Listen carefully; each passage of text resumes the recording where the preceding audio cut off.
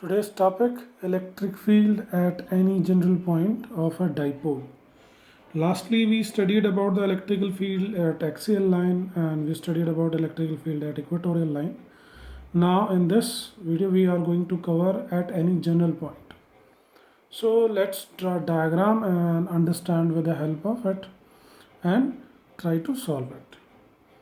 If we consider a dipole on an line,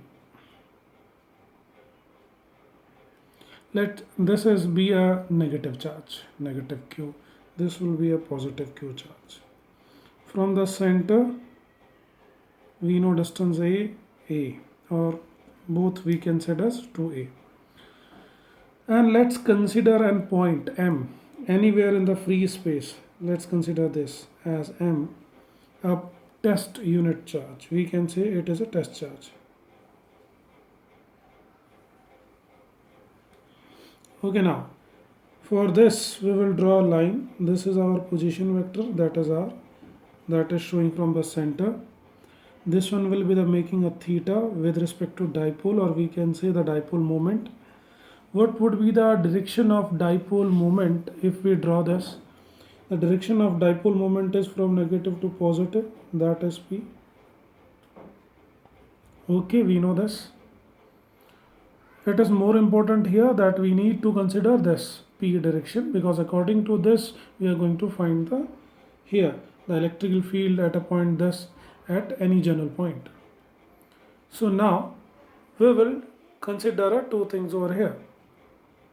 If we apply a P vector, this is P that is shown over here, and I will draw this is my position vector R. Okay, that is given over here. Separately draw करते हैं हम इसको, then we will try to make what thing we need to.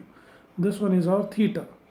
With respect to theta, we will going to form. Now we are dividing this two components of this moment, that is dipole moment. That will be, one is P cos theta. The angle which makes the cos, that will be the cos theta, and with a 90 degree will going to make another, that is P sin theta. Okay, and this will be a 90 degree P sin theta. We can create these two components easily. Okay, why we are creating? Because with the help of this we are already solved the equatorial and axial line, and we are going to imply that here in this. So same way, if I draw these two components, so I can draw over here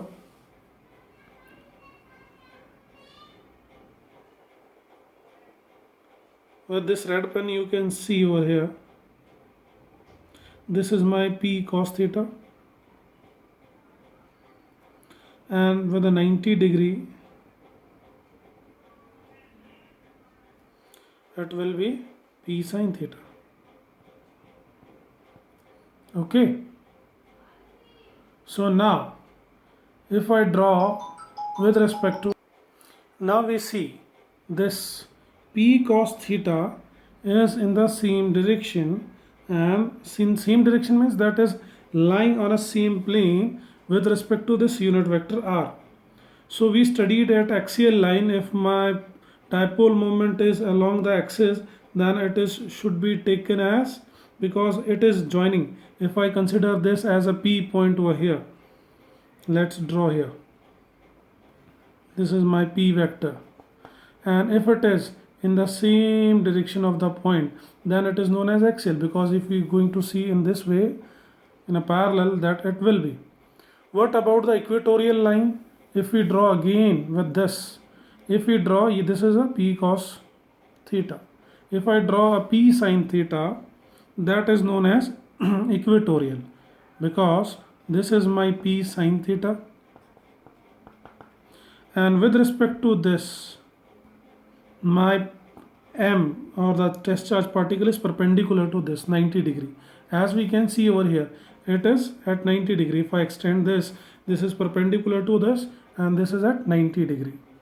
So we can write here two equations, as we can see here. I will going to write over here. Okay, that we got here. Then we will convert this equation into form of this. Now we can say this is an E axial, and in this E axial we are going to put the value of P as on, if it is in this axis, the value of P will be P cos theta. We are going to write here P cos theta. Okay, and in the equatorial we are going to write P sin theta. Okay, I hope it would make it clear. Now we will make its component, naming it over here. What would be the direction? Now we are more concerned about the direction. In the axial, it will be in the same direction of my dipole moment, electrical field. As we see, in the electrical field is in the same direction, whereas in the equatorial line the direction of dipole and electrical field is opposite. Okay, we have drawn a triangle over here and it forming the opposite to the direction, that is opposite. So same thing will we need to draw over here.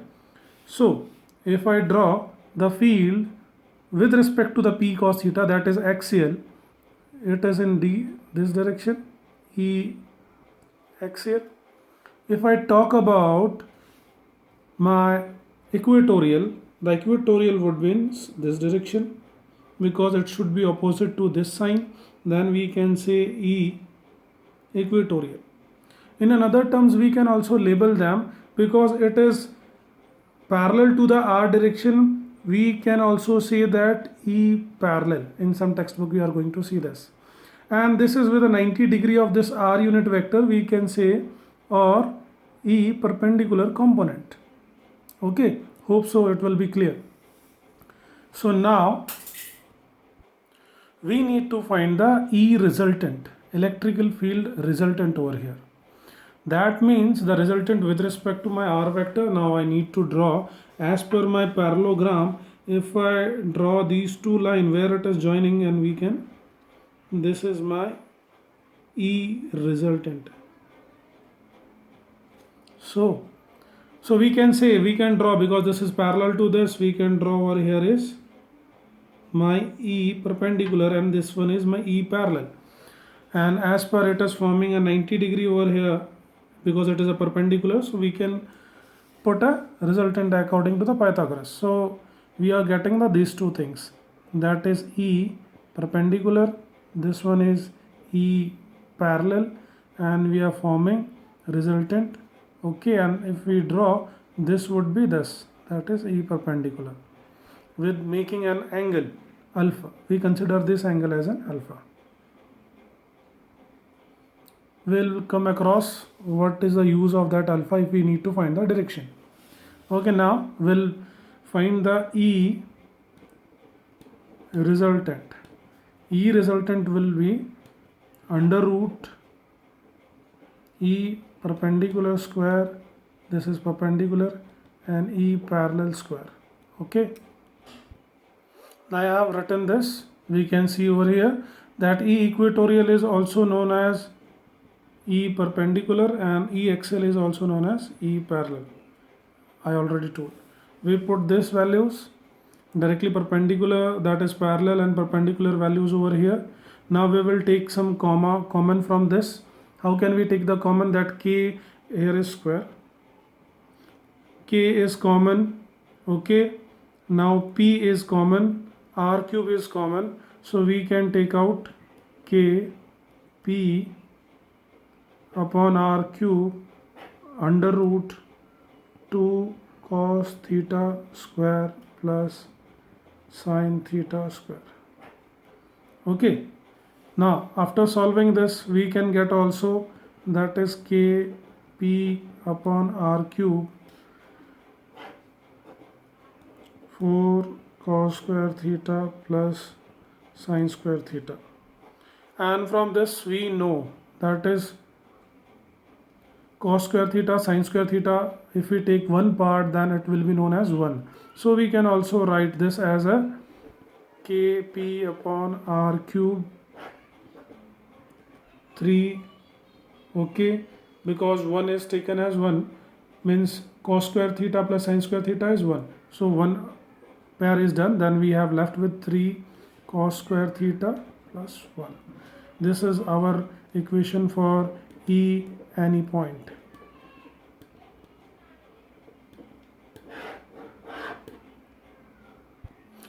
Now for the direction, if we want to find the angle with respect to r, what direction they are going to form, let's see with the direction. So direction of resultant with respect to r vector.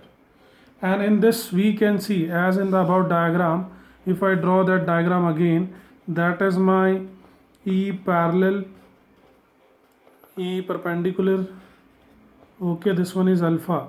We can write over here tan alpha equals to, that is opposite upon base, we can write over here that is E perpendicular upon E parallel. Okay, this is E perpendicular upon E parallel. We put the value. So we got this. Then we can cancel out r cube kp. Will left with this, that is sine theta upon 2 cos theta. Sine by cos is 10. So tan alpha equals to half tan theta. Theta is this. So we have relation between this and this alpha also. Okay.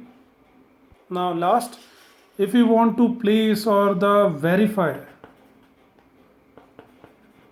above equation, this equation, how can, if I put the value, if my that journal point from this to this, it's move here on the axial point, then theta will be 0 degree. Theta will be 0, then cos 0 1, that 3 plus 1 is 4, 4 under root is 2, then E can be get as kp by r cube and 2. That is my, okay, that you very well know. If it is 2 over there, then it will be axial, as we seen over here. If it is 2, then it is axial. Okay, and if we place at 90 degree, if this point moves toward this and form a 90 degree, then it will be taken as E cos 90 0, that will be E perpendicular, then we will get kp upon r cube. Hence it is proved. So generally use this formula to derive. Okay, thank you.